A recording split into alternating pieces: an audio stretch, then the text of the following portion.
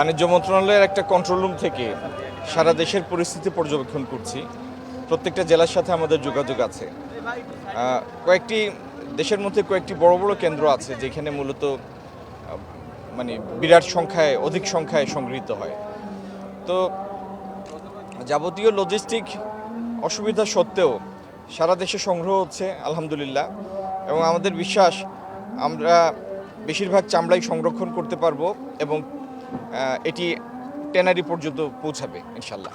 আর এমনিতে অন্যান্য বছর আমরা দেখি যে হচ্ছে অনেক চামড়া নষ্ট হয়ে যায় বা অনেক চামড়ার ক্ষেত্রে দেখা যায় ন্যায্য মূল্য না পাওয়ার একটা অভিযোগ থাকে। সেই জায়গাগুলোতে আপনারা কীভাবে সেই জায়গাগুলো ফিক্স দেখেন, চামড়া যিনি কুরবানি দেন আর ট্যানারি পর্যন্ত মাঝখানে বেশ কয়েকটি ধাপ আছে, পর্যায় আছে।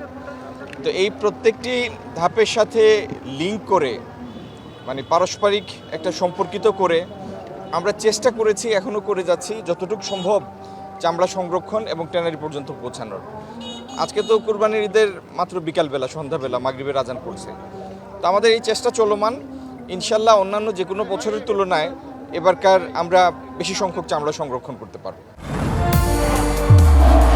নির্মাণে নাম্বার 1 শাহ সিমেন্ট। আর ভবিষ্যতে এটিকে একটি স্থায়ী অবকাঠামোতে রূপ দেওয়ার জন্য আমরা এটি নিয়ে পরিকল্পনা করছি।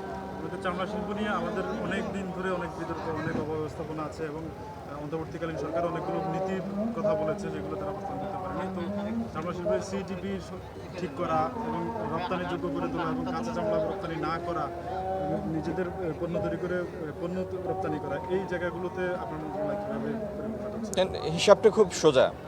আপনি যদি কাঁচা চামড়া মানে ওয়েট ব্লু চামড়া, একেবারে কাঁচা তো রপ্তানি করা যায় না। তো ওয়েট ব্লু চামড়া রপ্তানি করে আপনি যে টাকা পাবেন, আর আপনি এই চামড়া দিয়ে জুতা, বেল্ট বা অন্য কিছু উৎপাদন করে যদি প্রস্তুত করে যদি পাঠান বাইরে, তাহলে এর মাঝখানে যে ভ্যালু এডিশন হয় এতে অনেকগুলি ডলারের তারতম্য ঘটে।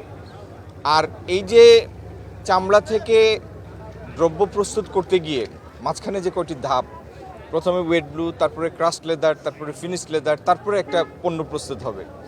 এই কাজগুলি করতে গেলে তো কর্মসংস্থান হয়। তো আমাদের লক্ষ্য কি? আমাদের লক্ষ্য হলো বেশি বেশি বৈদেশিক মুদ্রা আর আমাদের কর্মসংস্থান। তো সেই জন্য চামড়া দিয়ে প্রস্তুত পণ্য আমরা রপ্তানি করতে চাই।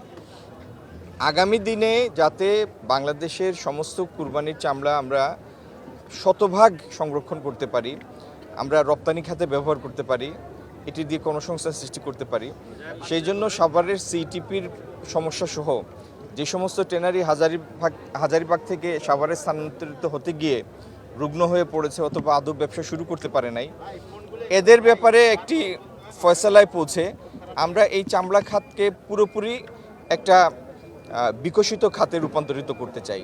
এবং আমাদের বিশ্বাস আজকে যেটি মাত্র $1 বিলিয়ন রপ্তানি খাত, এটিকে 10-12 বিলিয়ন ডলারের একটি রপ্তানি খাতে রূপান্তরিত করা সম্ভব। আমাদের মাননীয় প্রধানমন্ত্রীও ব্যক্তিগতভাবে অত্যন্ত আগ্রহী, কিন ইন্টারেস্ট ওনার, যে চামড়া যেন একটা নষ্ট না হয়, প্রতিটি রপ্তানির মাধ্যমে আমরা সর্বোচ্চ মূল্য যেন অর্জন করতে পারি। তো এই লক্ষ্য নিয়ে আমরা কাজ করছি, সবার কাছে দোয়ার প্রত্যাশী। চামড়া পাচার হওয়ার সম্ভাবনা আছে কিনা এবার? চামড়া পাচার হওয়ার আমি কোনো কারণ দেখি না, কারণ যে সমস্ত জায়গায়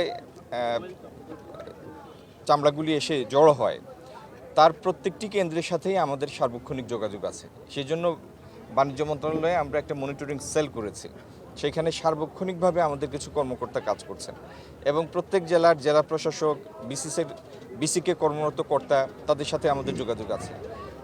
ঢাকা এবং জেলা সদরগুলিতে আমাদের একাধিক টিম কাজ করছে। তো চামড়া মানে পাচার হওয়ার কোনো বিষয় নাই, কিন্তু চামড়া অক্ষত রেখে সময় মতো লবণ মাখিয়ে সংরক্ষণ করে এটিকে যেন আমরা রপ্তানির জন্য ব্যবহার করতে পারি, সেই উদ্দেশ্য নিয়ে আমরা কাজ করছি।